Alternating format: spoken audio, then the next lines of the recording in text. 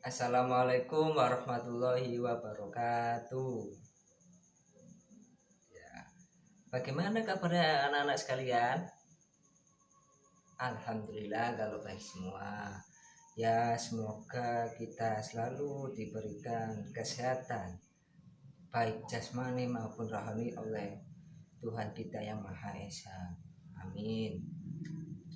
Eh, Pada kesempatan kali ini saya akan menerapkan metode pembelajaran yang berbeda.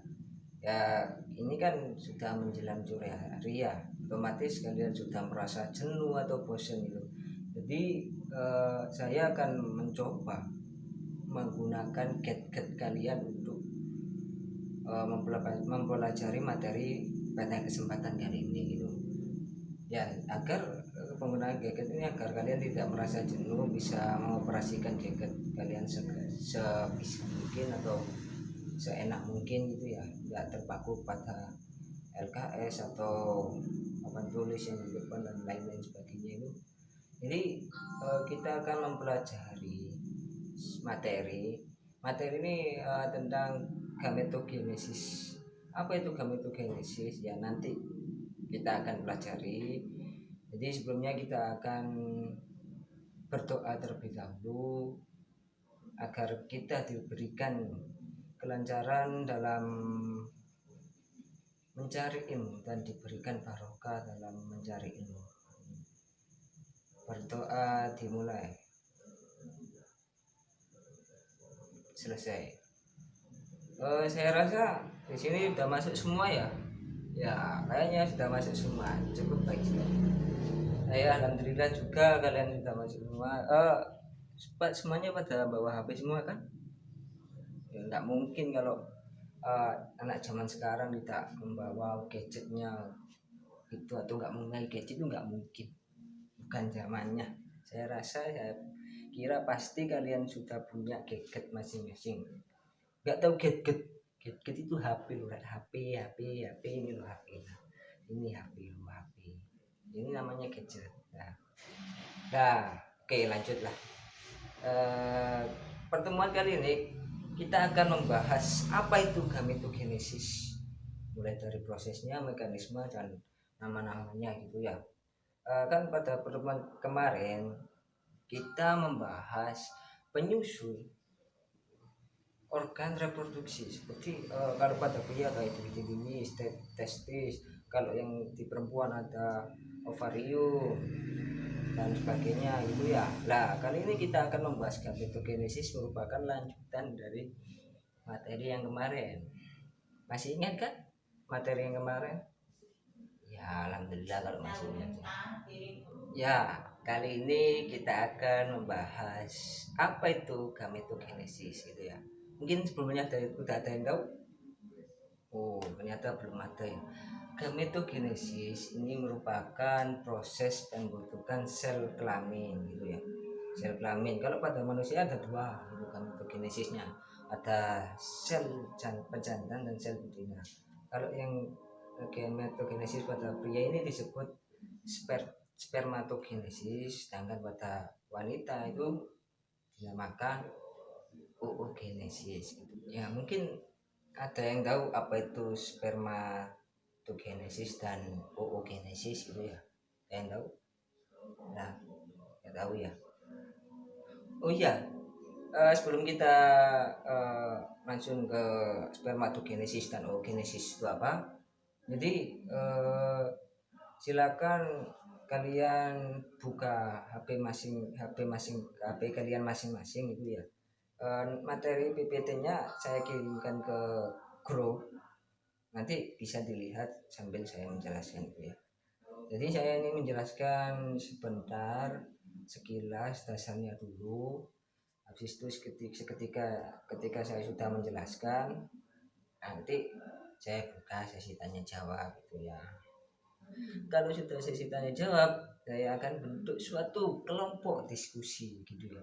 Kelompok diskusi di mana diskusi ini bertujuan untuk mendiskusikan apa itu gametogenesis. Jadi saya akan hanya menjelaskan secara singkat apa itu gametogenesis, nanti kalian yang akan mendiskusikan lebih rinci lagi. Jadi kalian bisa nanti membuka HP, membuka LKS atau browsing dan lain-lainnya itu ya. Silakan dibuka, sudah saya kirim materi PPT-nya.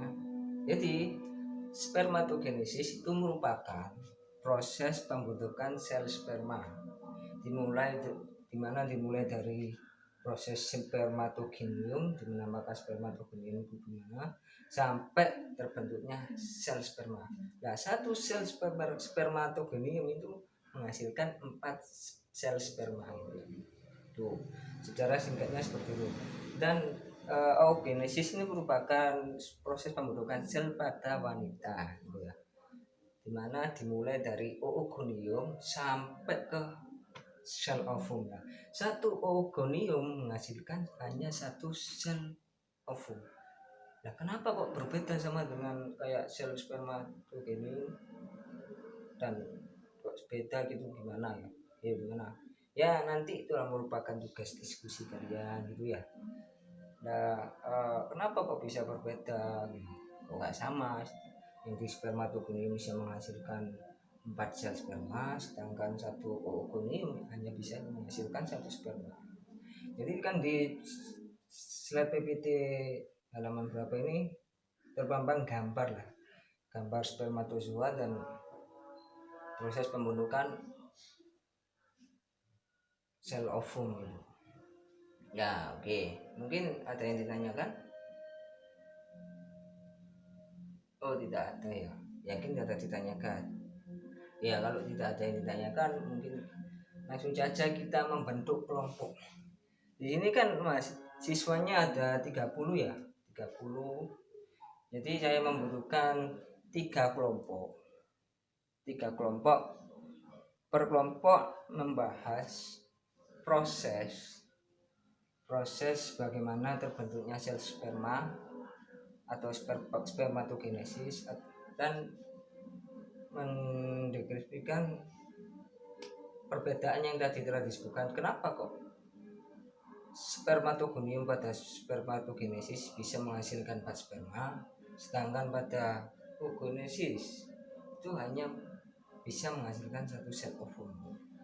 Itu ya, itu nanti diskusikan dengan kelompok kalian lah. Nah, pembagian kelompoknya silakan dibagi 10 anak karena jumlahnya ada 30, dimana pembagian kelompok ini absen 1 sampai 10 itu kelompok 1, absen 11 sampai 20 itu kelompok 2, dan sisanya itu kelompok 3 ya. Tuh, silakan kalian mencari apa itu proses spermatogenesis dan oogenesis dan perbedaan yang saya sebutkan tadi. Silakan dicari, saya akan memberikan waktu selama kira-kira 30 menit lah. Nanti misal saya akan berjalan-jalan ke kelompok-kelompok masing, akan melihat-lihat, dan setidaknya saya membimbing kalian untuk mencari materi tersebut gitu ya. Oke. Bisa dimulai dari sekarang ya. Saya beri waktu 30 menit dari sekarang. Oke, waktu habis. Waktu sudah menunjukkan pukul sekian, jadi waktu telah habis setelah 30 menit yang berlalu. Apakah kelompok pertama, 2, dan 3 sudah selesai semua? Alhamdulillah kalau sudah selesai. Jadi silakan perwakilan dari kelompok 1, 2, 3 mempresentasikan hasil dari diskusi kalian tersebut. Nah, dimulai dari kelompok 1 dulu mempresentasikan hasil diskusinya, dilanjut oleh kelompok 2 dan selanjutnya kelompok 3. Waktu presentasi maksimal 5 menit gitu ya. Jadi silakan kelompok 1 dimulai dulu presentasinya, kemudian dilanjut oleh kelompok 2 dan 3. Monggo silakan maju semuanya, mas-mas dan mbak perwakilan.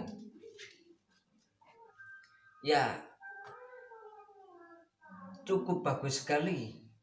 Setiap kelompok menyampaikan hasil diskusinya sangat bagus sekali, sesuai yang saya harapkan ya.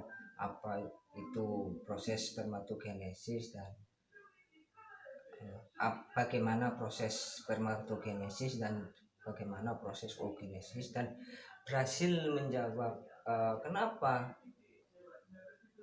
mengalami perbedaan spermatogoni bisa menghasilkan 4 sel sperma sedangkan oogoni yang hanya bisa menghasilkan 1 sel telur atau 1 sel ovum.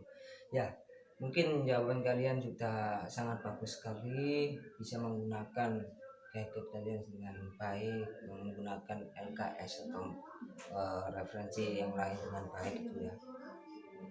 Ya, mungkin untuk materi atau persempatan ketemu kali ini saya akhiri. Semoga apa yang kalian pelajari pada kesempatan kali ini bisa bermanfaat bagi kita semuanya di masa yang mendatang. Ya, mungkin untuk pertemuan selanjutnya kita akan membahas penyakit-penyakit yang menyerang sistem reproduksi pada manusia gitu ya, yaitu penyakit HIV atau yang lain. Ya, pertemuan selanjutnya pokoknya kita akan membahas penyakit-penyakit yang menyerang sistem reproduksi gitu ya.